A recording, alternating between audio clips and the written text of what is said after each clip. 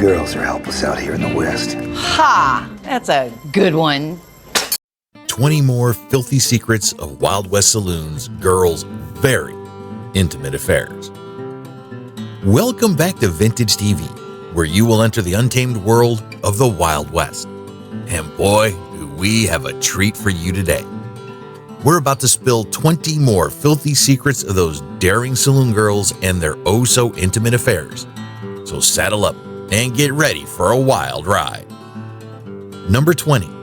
Customer etiquette. In the Wild West, the harsh Puritan sanctions were not as practical as in America's more conservative Eastern counterpart.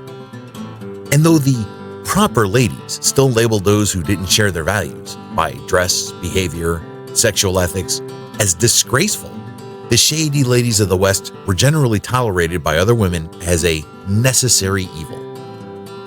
California 49ers labeled these women with names such as ladies of the line and sporting women, while the Cowboys dubbed them soiled doves.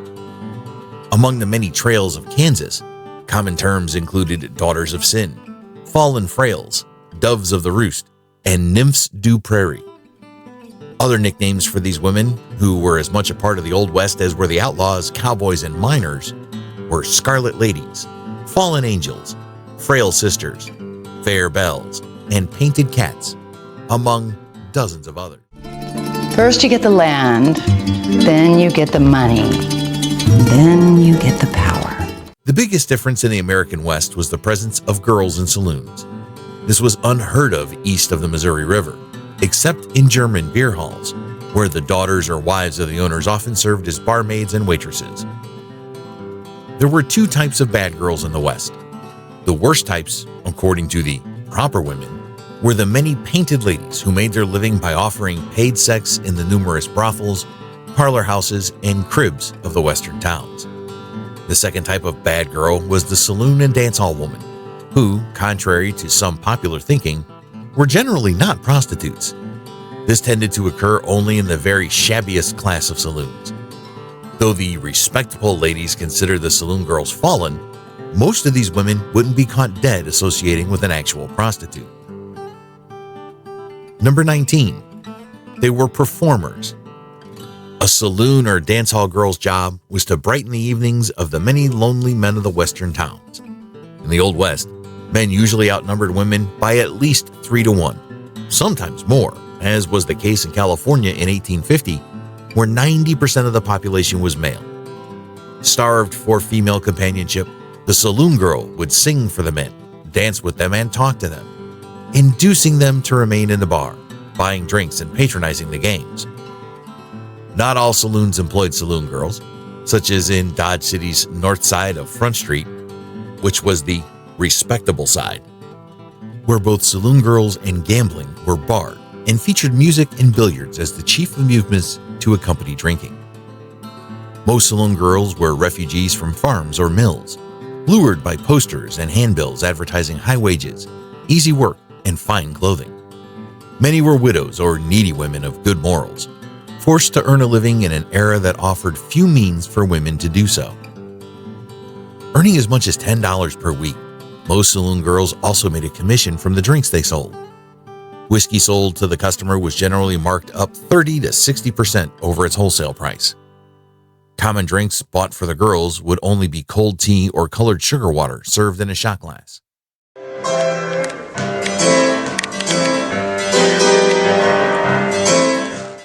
However, the customers were charged the full price of whiskey, which could range from 10 to 75 cents a shot.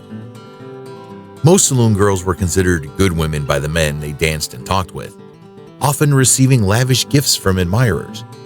In most places, the proprieties of treating the saloon girls as ladies was strictly observed, as much because Western men tended to revere all women as because the women or the saloon keeper demanded it.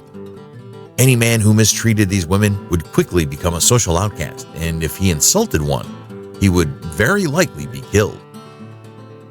Number 18. Limited jobs. Some of the reasons why women entered prostitution during the Wild West are probably not a lot different than it is today.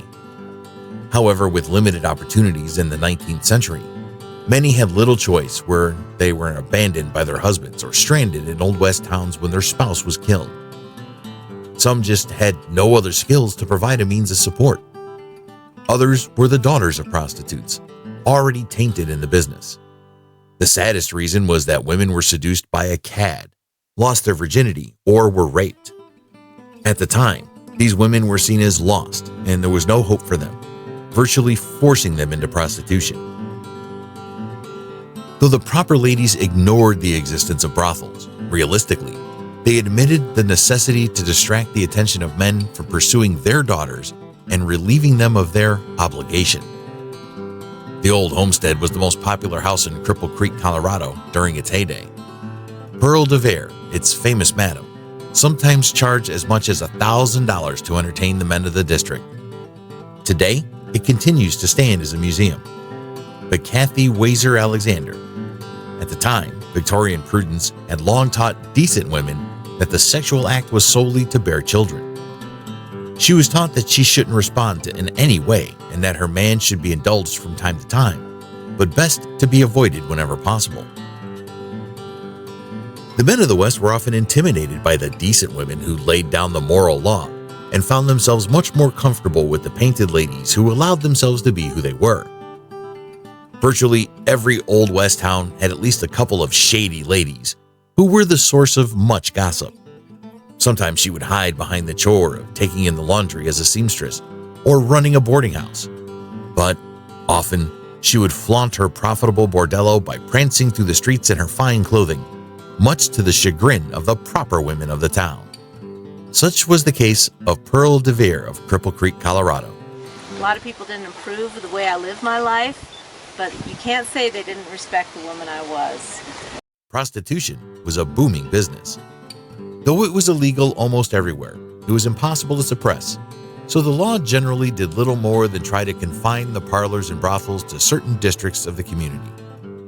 Others regularly fined the brothels and painted ladies as a type of taxation. But otherwise, the businesses thrived with little intervention from the law. Shady ladies were so numerous in some frontier towns that some historians have estimated they made up 25% of the population, often outnumbering the decent women 25-1. As the Old West towns grew, they often had several bordellos staffed by 4 or 5 women. Usually, painted ladies were between the ages of 14 and 30, with an average age of 23. Some high-class courtesans often demanded as much as $50 from their clients. However, rates on the frontier generally ranged from $5 at nicer establishments to $1 or less for most ladies of the night. Sometimes they would split their earnings with the madam of the parlor house, while others paid a flat fee per night or week. Number 17. Job hazards. Most of the girls had come west from farms and mills seeking a better life, the opportunities that the West had to offer. A great deal of them were widows who, without a husband to support them, had to work for a living. Unfortunately, the Victorian age didn't offer a great deal of employment opportunities for women. In fact, the men of culture acted like women were brainless. The only legitimate opportunities for a woman's employment were cooking, cleaning, or washing clothes, all backbreaking work. That's not to say that being a saloon girl was easy. A high probability of a violent death was a certain job hazard. Most of the ladies carried small pistols or daggers to protect themselves from overzealous patrons. The girls were encouraged to dance with the men, then get the men to buy them drinks. The men would pay regular prices for the ladies' drinks, though the women would be secretly served cold tea or colored water. A practice my deputy husband tells me is still in use today. Who knew? The girls got a commission off the drinks and set a salary for the week. They were also discouraged from spending too much time with one patron, as the saloon owners lost a lot of employees to marriage. Do you guys get compensated well for the job that you do? Do you get paid well? Honestly, pretty well. I can't complain. Number 16. The stink of the Old West. A picture may say 1,000 words, but it cannot convey the acrid odors of the Old West. Back then, personal hygiene habits were definitely not what they are today. For one thing, bathing, brushing of teeth, washing of hair, and other healthy habits took place far less often. As writer Meg Mims points out on her blog, Cowboy Kisses, Shampoo wasn't even invented until the late 1800s. Women were relegated to using plain soap to wash their hair, and that only occurred once a month or so. Most good-time girls kept a basin in their rooms, since cleanliness was important to both them and their customers. Deodorant and toothpaste were rare too, according to Elena Sandage. Toothpaste wasn't available in a tube until 1892, and deodorant wasn't invented until 1888. Most folks just had to make do with stinky pits and privates. Then there was makeup, which was basically taboo among proper women, but used by both actresses, saloon girls, and prostitutes. Author Sylvia McDaniel verifies these women used small pots containing carminic acid and aluminum or calcium salts to color their cheeks and lips. They also used hair dye. Outside of their realm, however, shady ladies wore only enough cosmetics, like face powder, to make their skin appear as beautiful and natural as possible. But not until after 1900, according to the Old Farmer's Almanac, did manufactured eyebrow pencils, eyeshadow, face powder, and lipstick become all the rage. Smells like funnel cakes and manure. Number 15. Different backgrounds. Saloon girls were a diverse group of women who worked in saloons, bars, and brothels in the late 19th century and early 20th century. They came from various backgrounds, including immigrants, women seeking financial independence, and those who had limited options for employment. Saloon girls were often stereotyped as prostitutes, but many of them were not. They worked as waitresses, dancers, singers, and musicians, and some even owned their own saloons. The saloon, serving as a hub of social life in many Western towns, provided a platform for these women to showcase their talents. Whether engaging in lively conversations with patrons, dazzling them with dance performances, or serenading them with music, saloon girls contributed significantly to the vibrant atmosphere of the Wild West. While some faced social ostracization, others found acceptance and support within their communities. The dynamics of the relationships between saloon girls, patrons, and law enforcement were complex, reflecting the broader social tensions of the time. Number 14. Freedom comes with a cost. Saloon gals might have openly defied the law, but they were required to follow rules and protocols set by their employers. Money was the name of the game, and a girl who couldn't make it was shown the door. In the Klondike and many other places, dance hall girls were directed to get their customers to drink. For each dollar spent, the girls were given an ivory disc, according to Moondance, but metal tokens were sometimes used too. The girls dropped these items into their stockings throughout the evening, resulting in some mighty lumpy legs, cashing their stash in the next day.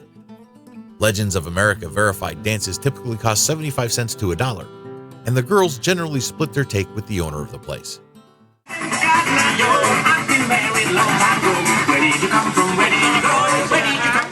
In the case of prostitutes, women either split their earnings with the madam, who usually provided room and board, or paid her daily, weekly, or monthly rent. Some girls lived elsewhere and only rented their rooms by the night, while others lived in the brothel full-time. No matter her job description, most saloon girls and working girls were required to pay regular fines and license fees to the city coffer. In St. Louis, Missouri, writer James Wunsch reports the Social Evil Ordinance required permits for all working girls. Also, much like other cities, prostitutes were only allowed to work with a clean bill of health issued by a city physician, whom the women also paid. Number 13. Saloon girls' issues. Because working girls had easy access to alcohol and drugs, it was not difficult to become addicted to either one. As author Jeremy Agnew points out, the incidence of mental depression was high among prostitutes, so many of them turned to drugs and alcohol to relieve the loneliness and unhappiness of being far from family and friends. Christmas was especially hard, resulting in an increase in suicides. Curious Historian states most dance hall girls drank only colored water with their customers. Unfortunately, however, some pimps and madams encouraged addiction as a means of controlling their girls. Only high-class madams kept strict rules about their girls' recreational use of drugs and alcohol. Famous female alcoholics include roustabout Calamity Jane, whom writer James D. McLaren found was drunk much of the time as she ran around the Wild West. Jane made a living any way she could, from working as a dance hall girl to playing the part of prostitute with a number of men. She also cooked on occasion, but it was her drunken escapades that caught the attention of newspapers and later historians. Then there was Celia Ann Maddie Blaylock, a working girl who became gunfighter Wyatt Earp's companion before he dumped her for actress and possible prostitute Josephine Marcus. According to Mark Nothat at Arizona Central, Earp cast Maddie aside when she became addicted to laudanum for her migraines. Maddie went back to selling sex and later committed suicide.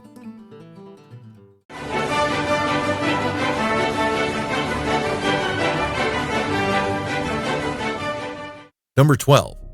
Many saloon girls sought vengeance. Women may have sought vengeance against the men who wronged them, but violence against the fairer sex was more common. Sexual assault was rampant in the Old West, with few laws to protect women, especially working girls. Writer Nancy Williams is one of many who claim sexual assault was prevalent in the Old West. Back then, women didn't report rape because they knew their attackers would never be pursued, she wrote. History is unfortunately rife with reports of women being assaulted or killed. Historian Ann M. Butler tells of Molly Scott, whose brute of a husband shot her to death one night and fled, leaving other prostitutes to dress the victim for her funeral. Similarly, young scholar Emma R. Merrick wrote about Madame Belgian Jenny Bouters of Jerome, who moved to another town and was accosted by her ex-boyfriend in 1905. The man shot Jenny 3 times, then took time to reload his gun before he saw she was not dead yet. The villain actually moved her head so that he could get a better shot and then deliberately fired the pistol into her head. Writer Loretta Louise tells of one madam who exacted revenge when threatened. When a man with venereal disease was denied entry to Jenny Bright's brothel in Washington, he tried to hit her. The madam produced a revolver and shot the man neatly through the heart. Jenny left town until the murder blew over. Number 11. What happens if they get pregnant? One of the worst things a working girl could experience was an unwanted pregnancy, which put her out of work and made her business difficult. Boston University reported on one archaeological dig of a brothel, which revealed syringes used to inject mercury, arsenic, and vinegar into the body to induce abortions or treat diseases. The owner of the house, Mrs. Lake, later married a doctor who also prescribed medicines for treating sexually transmitted diseases and inducing abortions. But the women's biggest hurdle was the Comstock Act of 1873, which not only banned birth control items and information, but also terminations. Thus, women had to come up with their own homemade remedies to keep from getting pregnant. The true number of infants produced by working girls in the Old West will never be known. Terminations were never reported because of the Comstock Act. Ann M. Butler wrote that stillborns and fetuses were often quietly disposed of or buried without record.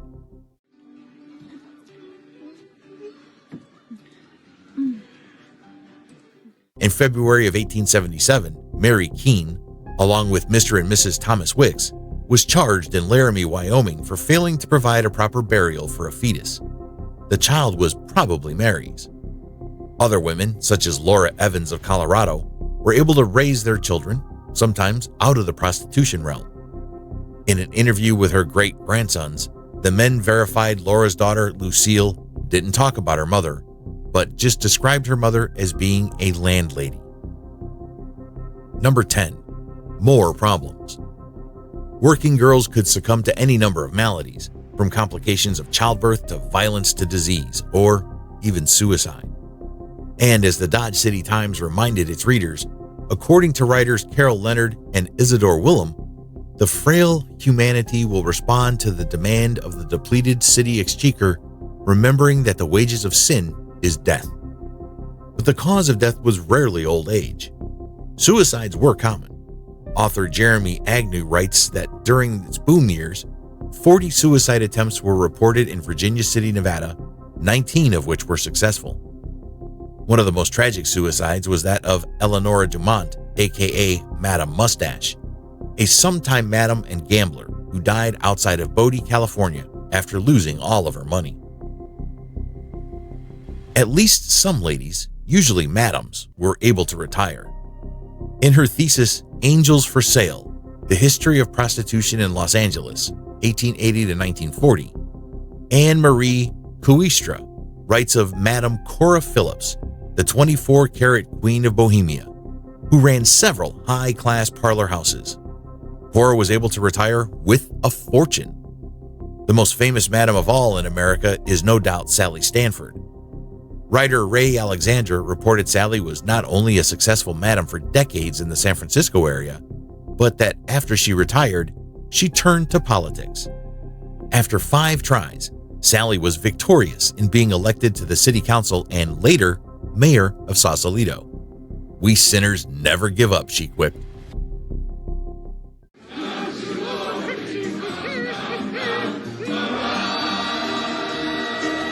Number 9. Gambling connections. Because the saloon was usually one of the first and bigger buildings within many new settlements, it became common to use it as a public meeting place before the real town halls entered the scene. For example, Judge Roy Bean had a combination saloon and courtroom from which he ran his business and ordered hangings. Downeyville, California, had a popular saloon which also served as the office of the local justice of the peace. Number 8. Gossip and networking. In the bustling atmosphere of Wild West saloons, saloon girls served not only as entertainers, but also as information hubs. Their interactions with patrons provided them with insights into the lives, secrets, and rumors circulating within the community. As purveyors of both libations and social connections, saloon girls became conduits for gossip, exchanging whispers about local events, relationships, and business dealings.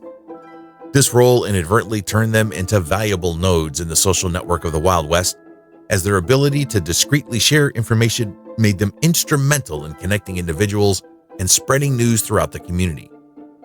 In a time when communication channels were limited, saloon girls played an unexpected but crucial role in facilitating social connections and disseminating information in the rapidly expanding settlements of the American frontier. Number 7.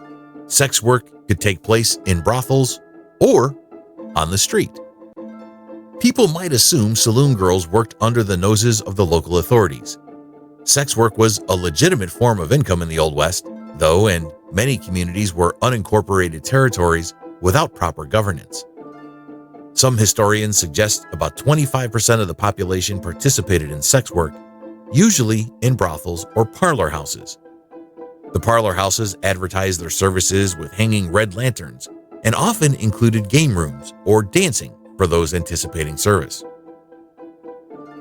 Women in these establishments were protected by bouncers, and a great big puddle of blood.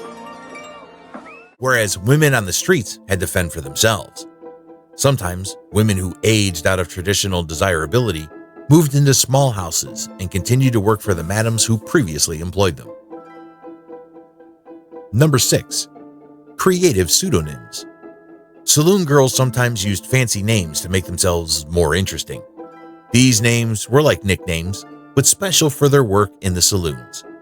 Instead of using their real names, they chose creative and exotic ones. This made them seem more mysterious and added a bit of excitement to their jobs. The special names helped create a certain image and added to the fun and charm of the Wild West saloon scene. Number 5. More than an entertainer. Saloons have become synonymous with our perception of the Wild West. When we think of a saloon, images of a long oak bar might come to mind.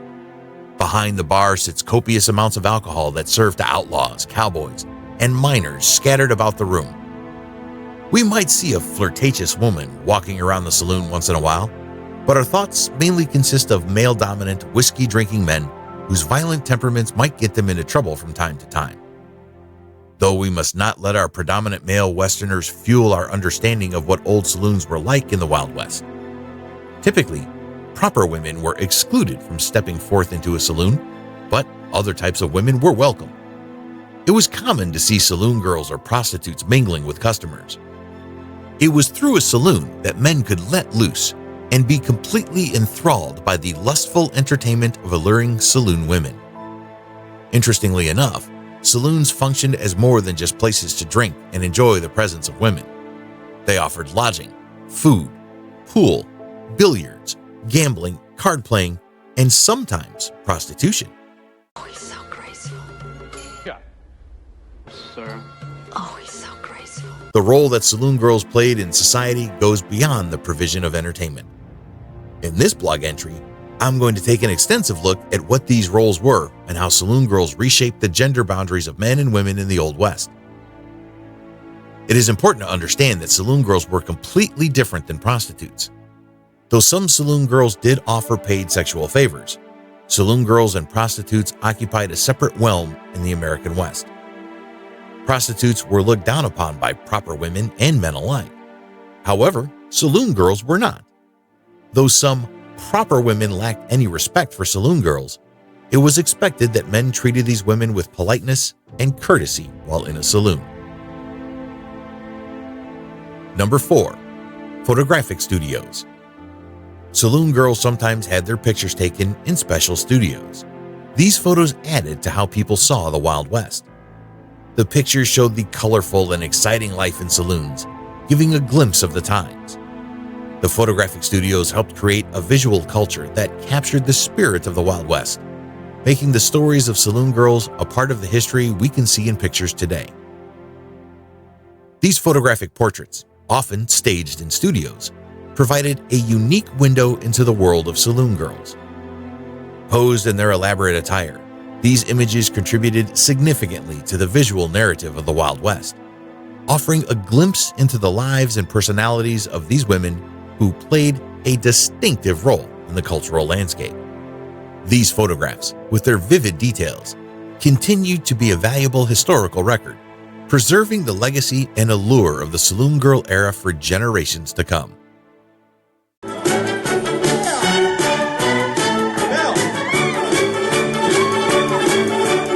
They had to be protected. Given the challenges they faced, certain saloon girls depended on the safeguarding of either the saloon owner or law enforcement. The nature of their profession, sometimes accompanied by societal stigma and potential risks, necessitated this protection. Whether from unruly patrons or external judgments, having a form of security became essential for the well-being of these women working in the Wild West saloons. The protective measures provided by the saloon proprietor or law enforcement helped create a safer environment, allowing the saloon girls to navigate the complexities of their profession with a greater sense of security. Number 2. Customer loyalty. For saloon girls, building customer loyalty was essential for a steady income. Regular patrons, those who returned often, formed a crucial part of their clientele. Developing relationships with these customers ensured a consistent flow of income through tips, drinks, and entertainment. The ability to create a welcoming and engaging atmosphere contributed to repeat business. Saloon girls often relied on charm, conversation, and personalized service to cultivate a loyal customer base. This practice not only secured financial stability, but also played a key role in shaping the social dynamics within the saloon, contributing to a sense of community and familiarity. Number 1. Marriage. The best a working girl could hope for was to marry and leave the profession for good. Emma R. Merrick cites a respectable woman named Mary Matthews of Colorado who observed, "Sometimes a good citizen, wealthy and respectable, marries his wife from some of these corrupt houses, and he seldom ever regrets his choice. He builds her up to be respected and respectable. I have heard of several cases." Likewise, according to writers Vardis Fisher and Opal Laurel Holmes, Denver Madam Maddie Silks told others, "My girls made good wives. They understood men and how to treat them, and they were faithful to their husbands. So I knew they made good wives." Author Helen M. Lewis theorized men were willing to marry saloon girls and prostitutes largely due to the shortage of women in the early West. And there you have it, folks. 20 more filthy secrets of Wild West saloon girls and their very intimate affairs. But hey, we've only scratched the surface of this fascinating chapter in history. So if you want to learn even more, Be sure to hit that subscribe button and stay tuned for future videos.